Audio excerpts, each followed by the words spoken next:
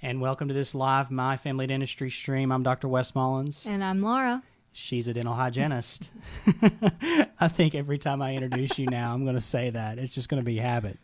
And, today was a good day, and we've got a special guest that we're going to let us join in here in just a little bit. We're going to talk a little bit about a really important subject that Laura and I have had a significant amount of education in regards to, which is diabetes. And we've had a lot of training in that because of how it does affect the mouth. Before we get into that, and our special guest is, today we checked some boxes. And I like B boxes. I checked some B boxes, and man, we're talking about a lot of honey being put up right now. Yeah. We combined some hives, and that's kind of what you have to do, is you have to make some really tough calls. I mean, because some bees that didn't look like they're going to make it, you just kind of... I feel like today wasn't a lot of tough calls, though. I mean, I feel like the tough call was not to combine, because we were hoping that we could combine more. Right. And it seems like they're all doing really, really, really well. Yeah. I mean, that's a great thing, but Right. There's a lot of bees. Well, thanks for everybody that's joining tonight. I know that because of our guest, we have a little larger audience than we do normal. We have a celebrity. We have a little bit of a celebrity. So let's bring on Cassie. And thank you so much for joining us, Cassie. Hi, guys. It's so good to have you on Thank you so much tonight. for having me. You're welcome. Thank you. So let's talk a little bit about you. Introduce yourself and tell us who you are, and then tell us, where you're at in life and your age and that kind of thing, and then let's get into your story of how you found out you were a diabetic. Yes, sir. So my name is Cassie Cox, and I am the youngest of 5, and I have 9 nieces and nephews and another one on the way. So life is pretty busy. One lives in Georgia. One of my sisters lives in Georgia, and one of my brothers lives in Ohio. So going back and forth and seeing them, and doing school. I'm a junior in high school. So life is very busy, but I'm enjoying the moment, and I'm so thankful for all that God has given me. And so, we're just here in Tennessee going to Temple Baptist Church, and, that's pretty much it. So what are you? You're a junior this year. Next year, as your mother doesn't like for us to talk about, is your senior year. And a little Yes, shout sir. out to some of your senior friends. I mean, they are graduating Yes. in the midst of, like, this is the most interesting time. And so shout Yes. out to them. And I know you have seniors that are just really missing out maybe on a few things. But this is your junior year, and how has it been studying from, home? Is that different for you, or is there been any changes for you? No, sir. I'm already homeschooled. So, life didn't really change all that much for us through this whole COVID thing, because my stepdad works from home. I'm homeschooled. My mom works at the church, and she's been able to do a lot of her stuff here at the house. So, honestly, stuff really hasn't changed, because I just sit in here in my room and do my school. And I've been working on my college course. I did that all day today. And so just finishing that up for this year. And so honestly, that hasn't really changed for me, which I'm very thankful for. So let's talk a little bit about living on insulin. I want you to tell your story, because it's a great story, and I believe that you've made some great milestones, and you and I have kind of followed along, and I'm always asking you what your A1C was and what it is now, and you're showing me your app and all those times. It's fun to talk about, but I want you to tell your story, because you've been living on insulin for a very, very long time. And Yes, sir. explain to the listeners how it all started. So I was 10 months old, and this was back in February. And my father's mom, I'm sorry, had just passed away. And we were at the viewing all day, and my mom just kind of noticed that something was a little off, and that I wasn't really feeling good. And so we were in Florida at the time, and we lived in Ohio, so we were very far away from home.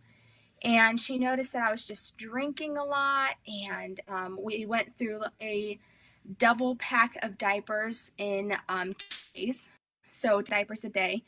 And mom was just like, something is wrong. So that night, right after the viewing, my mom told my dad that she was going to take me to an urgent care and just get me checked out.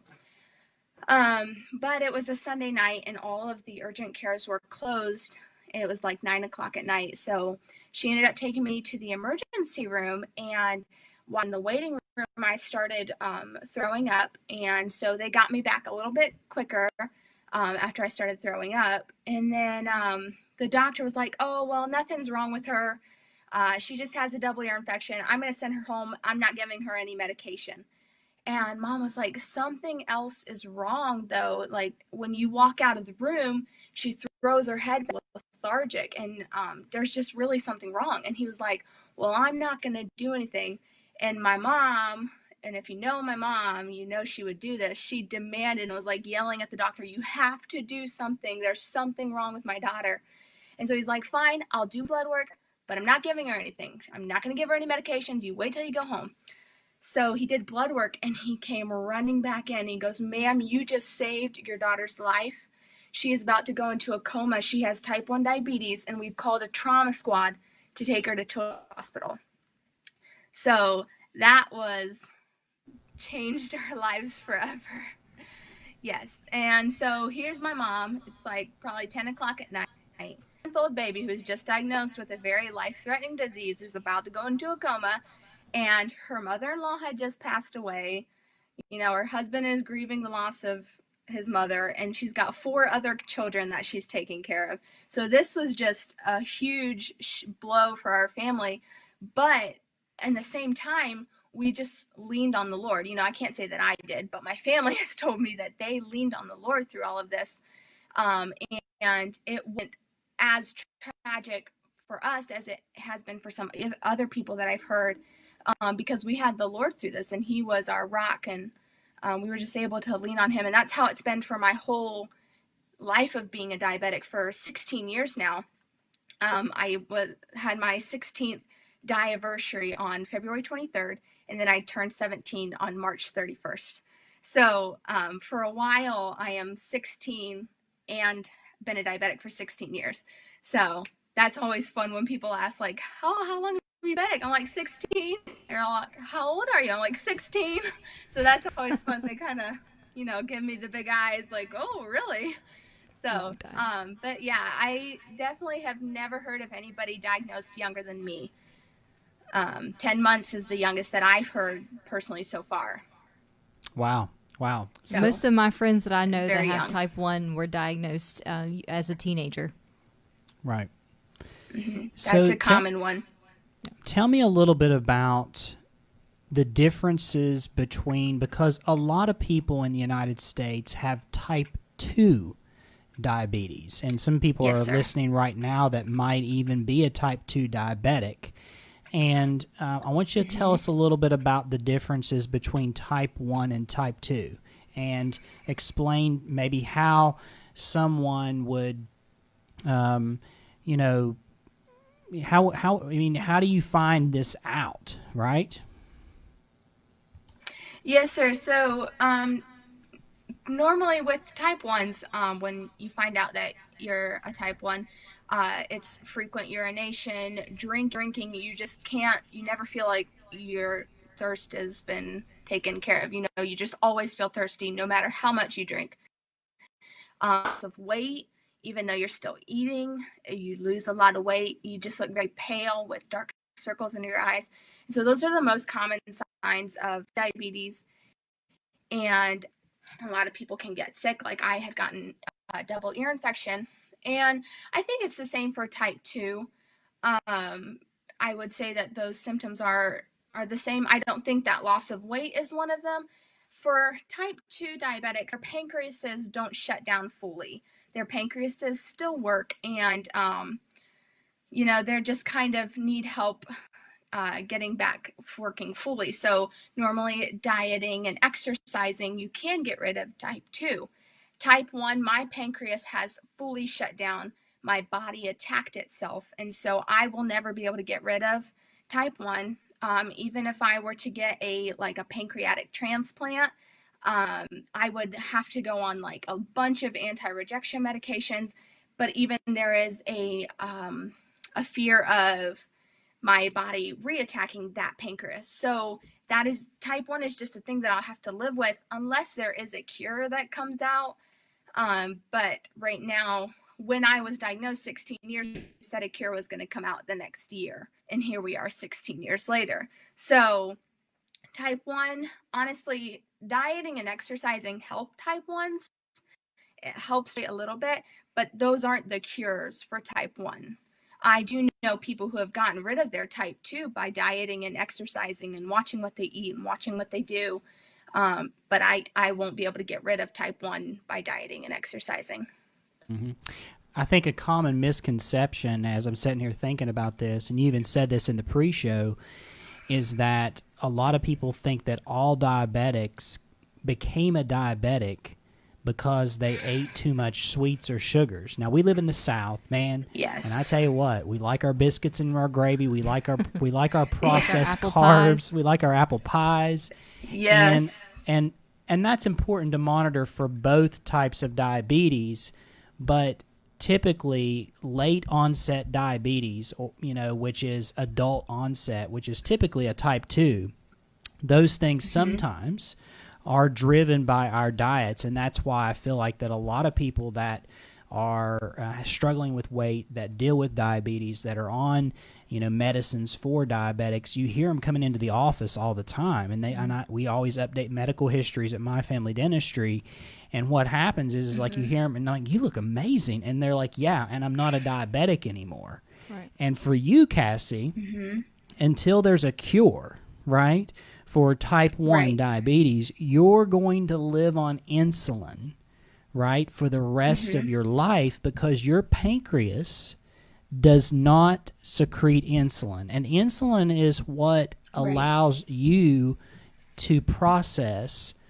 glucose, which is what runs our body. Sir. It's the fuel, it's the gas that's in the engine, right? And so I'm getting a little doctorish on us here, right here.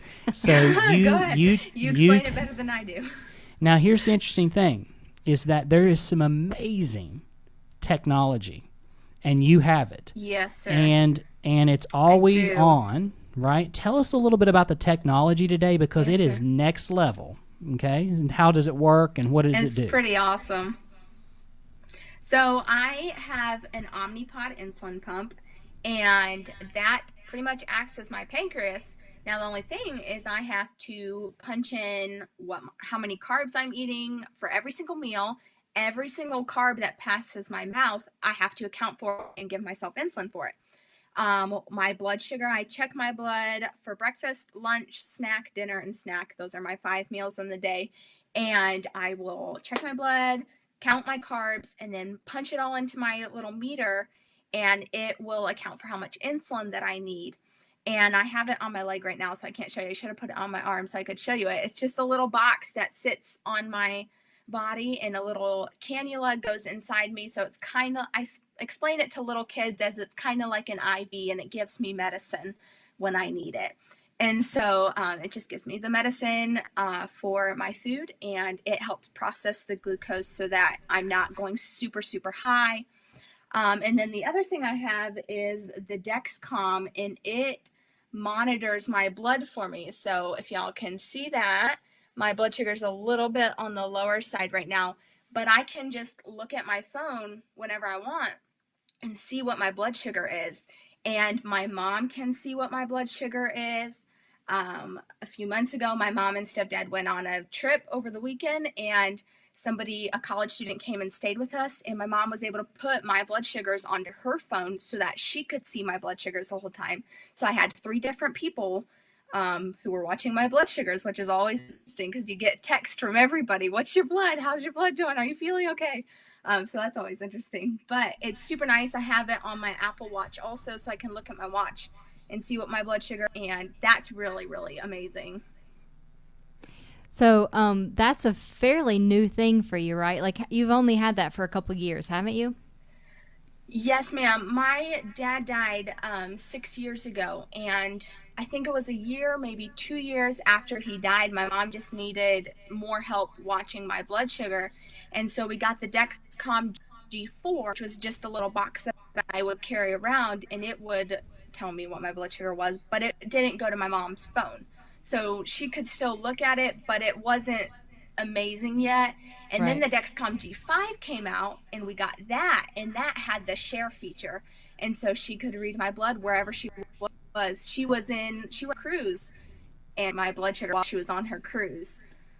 And then the Dexcom G6, which they say you don't have to check your blood, but I still check my blood just because I'm a little extra and like to be extra careful. It's so okay I still to be check extra. my blood. Yes, it is, especially when you're dealing with life and death. So. Yeah, and with a lot of diabetics, what we call a diabetic coma is actually worse than actually your blood sugar being high. And what happens with a diabetic coma is that your blood sugar drops low. Very low. And in the pre-production, you said, we're treating a low right now. And you were eating something. So tell me what you ate to treat a low. My glucose tablets. Glucose tablets. These are the best. I mean, so do you like them? Do they taste good, or are they just like bland? I like the ones from CVS. The ones from CVS actually taste kind of like Smarties. The ones from Walmart and Kroger are junk. They're terrible. Right. They're disgusting. But a diabetic low is very dangerous, and what these apps do, it's amazing. What these apps do is it allows us to track our patients, to very accurately track our patients. It's better tracking than we've ever had. It's amazing. I was reading a little bit about the G6 and listening to a podcast, and one of the things about dieting that is to try to maintain a certain level, a blood sugar level. And a lot of people are having these. A lot of people are having these installed that want to really track their. They don't have a problem. Yeah, they don't have a problem. Want to track what theirs is. They want to track what their blood glucose levels are, so that they can learn their physiology better. We're talking about athletes, things like that. So I know the G6 is being used in certain applications and research when it comes to that. So it's pretty cool stuff. It's amazing technology. That's interesting. Because of diabetes, let's kind of switch tunes here a little bit. You obviously are very knowledgeable, and we're going to share a little bit here, just in a little bit, about what you're doing to get the word out, right? Because I think it's pretty awesome. But because of one, I think that the Lord has blessed you with a great personality and a wonderful family and the ability to speak and do all the things that you do so well and always have done so well. And because of this illness, there's some things that you just love. And I know you love, piano music, okay? And I kind of chose, I chose some music, and the music that I play at the beginning of this is a subscription service. Hey, that was really good. I was enjoying that. Yeah, I knew you would, because you like a particular group, right? And I think you should share a little bit about what happened, right? Because that was very cool. I was kind of jealous of that, because we like those guys. So who are those guys that you like? Well, first of all, I'm just going to say I'll give you your $5 later for saying all that stuff about me. Thank you. No, I'm just kidding. No, but 2 years ago, 2 years ago this past April, we went to Nashville, Tennessee and met the piano guys, which was like the best thing that probably ever happened to me, ever. I got a wish granted from Kids Wish Network. So it's different from Make-A-Wish. Kids Wish Network is for chronically ill children, where Kids Wish Network is for terminally ill children. So my mom applied to Kids Wish Network for me, and I don't think I knew at the time. And then when things started rolling, she told me about it. I was like, wow, okay. And so I had to think of what I wanted. And we thought of the piano guys and two other things. And the piano guys was what got granted. And we were so excited. And so we got to go to Nashville. We didn't have to go very far, which was pretty nice.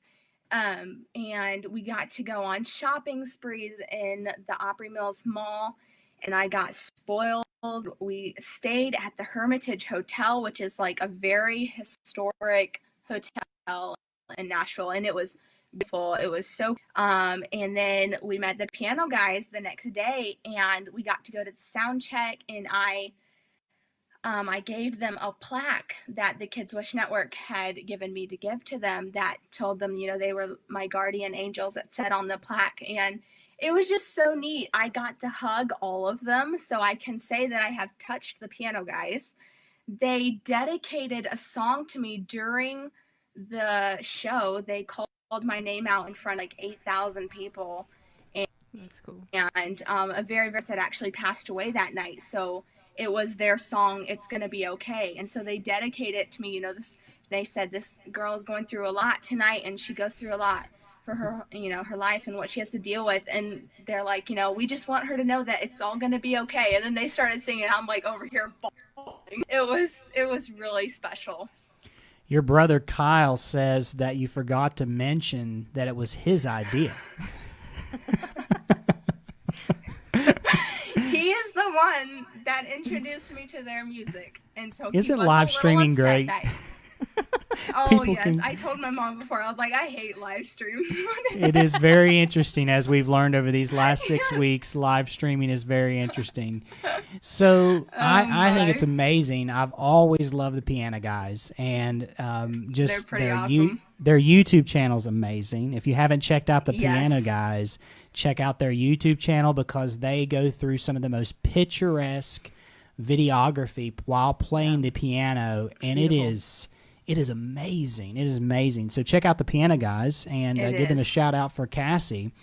Well, so you have started your own YouTube channel, right? And I want you to tell us a little bit about this. What's the mission, right? What's the mission here? Well, starting a YouTube channel has been my dream for a very long time. Honestly, as long as I can remember, I wanted to start a YouTube channel to help other diabetics, just to know that they're not alone. I see so often diabetics saying, you know, I feel so alone. I don't have anybody to talk to. Nobody knows what I'm going through. But we do. There are people out there that know what they're going through. And really now more than ever before, there is such a big type 1 diabetes community, and on social media and on YouTube. And I've always just wanted to be a part of that community. I just love it. And getting to share my story and share my life with other people, even non-diabetics, to help non-diabetics know more about diabetes, just to be able to see into my life and to see what I have to go through, honestly, to stay alive, you know. That's really, I love doing YouTube just because I get to share my story with people. And so, you know, you're kind of seeing the YouTube channel right there on the screen, and you've got a few videos already uploaded. You've started this, you know, looks like, I don't know, how long ago did you start this? Back in February, I believe. It was like February 17th, so you've been pretty, I think you've been pretty active then, because you've got 1, 2, 3, 4, 5, 6, 7, 8, 9, 10 videos, maybe more. No, 12 videos up there, and you're getting some good views on this. Yes, sir. And so I'm super pumped for you. If you're listening to this, you should go over and subscribe to Cassie's YouTube channel. Living on Insulin. Living on Insulin. I think it's fantastic. Yeah. I think that the more information we get out there about this terrible disease, the better people can prepare and understand. And so I think it's great, too, for other teenagers or young people to see, you know, Cassie has had this basically since birth. She's doing great, and she understands. You know, that way people don't feel like they're the only one going through it. I think it's amazing what you're doing. It's a good thing. So, Laura, you're a dental hygienist, as we always introduce Laura on the show, and you learned a lot about periodontal disease, or just really gum health, and diabetes. Right. Talk a little bit about that, and then I want Cassie to share a story about a mouth infection that she had to deal with. We talked about it on the pre-show. She was totally fine in sharing that, and I appreciate her sharing that and what it can do to a diabetic. Because hold tight for this, because it's a great story about her care and what could happen and how important diabetes, or what diabetes does to healing. So, Laura, talk a little bit about diabetes and teeth? Yeah, well, it doesn't matter if you're type 1 or type 2. With diabetes, you do have impaired healing.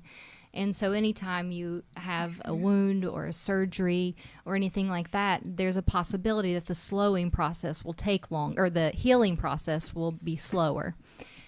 So with mouth health, people who maybe don't take care of their teeth as well as they should. Maybe they brush really well, but they don't floss, and they start to get gingivitis. Well, for someone who has diabetes, that gingivitis can spiral out of control very rapidly and lead to a mouth infection or lead to tooth loss.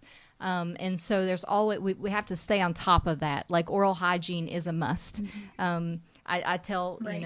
my people that are diabetics, flossing is not an option. It is something that you need to do. Brushing is not an option. You've got to, every morning, it's great during the afternoon, every evening. It's definitely something you have to be on. One thing that's really, maybe not so much with type 2, but with type 1, I know, Cassie, sometimes late at night, maybe your mom has to wake you up and you have to take some of those tablets. Yes. Right? Does that happen? Many times. It happens a Yeah, lot, so, actually. you've brushed your teeth and they're all nice and clean, Right. and then you wake up and you've got a sugar exposure. So there's lots of things that go on with that. I know that I recommend to a lot of my patients to rinse out with a alkaline mouth water or an alkaline mouth rinse. There are lots of products that you can buy. There's TheraBreath, which is our favorite. What's the other one? It's Closest. Closest is another brand. But honestly, you can buy now alkaline water, which is probably your cheapest bet. You can get it, I know, at Kroger's or at your health food stores, that you can get an alkaline water of a pH of 8, 9, sometimes even 10. And so if you have to do those things at night, you can just kind of rinse out, your mouth with that alkaline water, and that helps kind of get rid of the acid that the sugar causes. But so Cassie, tell us about one of your experiences that you've had. We know you're 16 and you're of the age of what? Wisdom teeth removal. Yeah. Yes. So, yes. So Well, you're 8 17 days now. I'm before sorry. Christmas- Yes, correction there. No, I was 16 when I had the surgery, though. So yeah, 8 days before Christmas, I went into the hospital and had my wisdom teeth removed. And you're thinking, why'd you go to the hospital? Why not just the office? Well, I'm a type 1 diabetic, so we had to take a huge extra precaution. But it wasn't even just a wisdom teeth removal. My wisdom teeth were very impacted. They weren't honestly ready to come out, but I had a random extra tooth down here in my gums under my jawbone. And so they had to go in and take that out because it was starting to push on the roots and push on the nerves. And so they just needed to get it out. And shout out to Dr. Darren Petrie. He's like the best oral surgeon ever. He's the only one I've ever seen, but he's the best one. So if you're looking for an oral surgeon, go see him. He's awesome. But anyway, he did my surgery in the hospital, which we were very thankful for.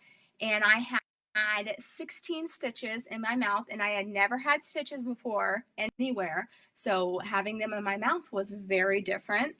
But literally I did really good recovering. Like I didn't really swell like a lot like I did, but it wasn't a lot. I didn't bruise at all. And the Christmas service the next week, you honestly, if you hadn't looked close, you wouldn't have known that I had surgery.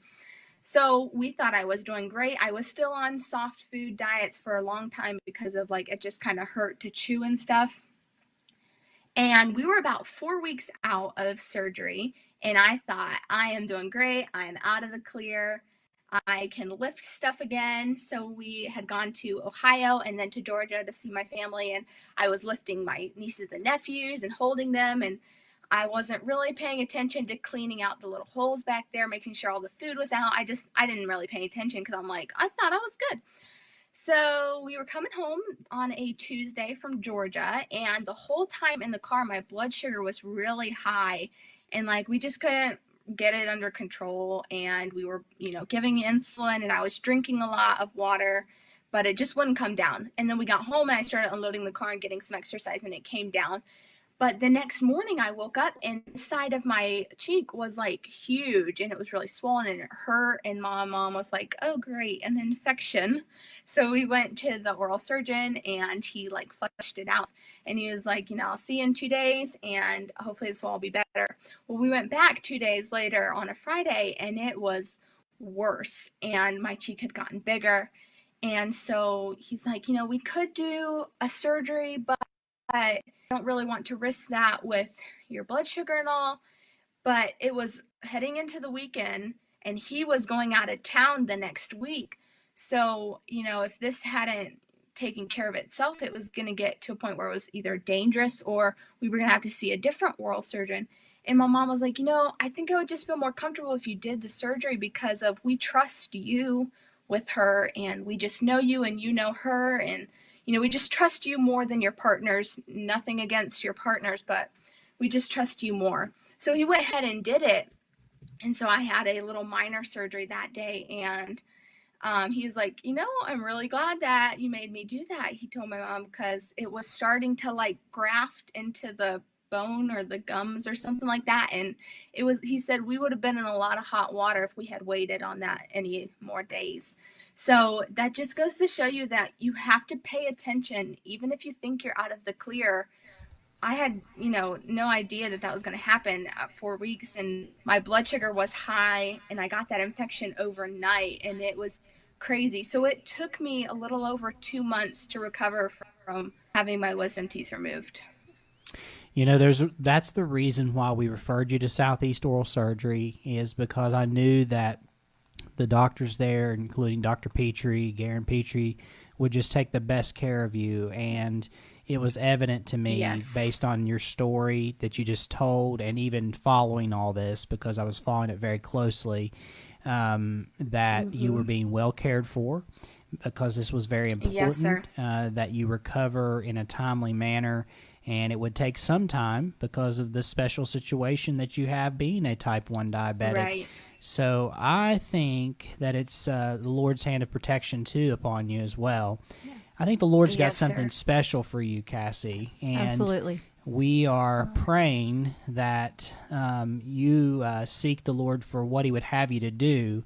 But there's something very special that He has planned for you. And I don't know if you've got clear guidance yet from the Lord on what you feel like He wants you to do, but talk a little bit about what your plans are for the next coming years, and as you head into your senior year and start preparing for the next phase of your life, living on insulin.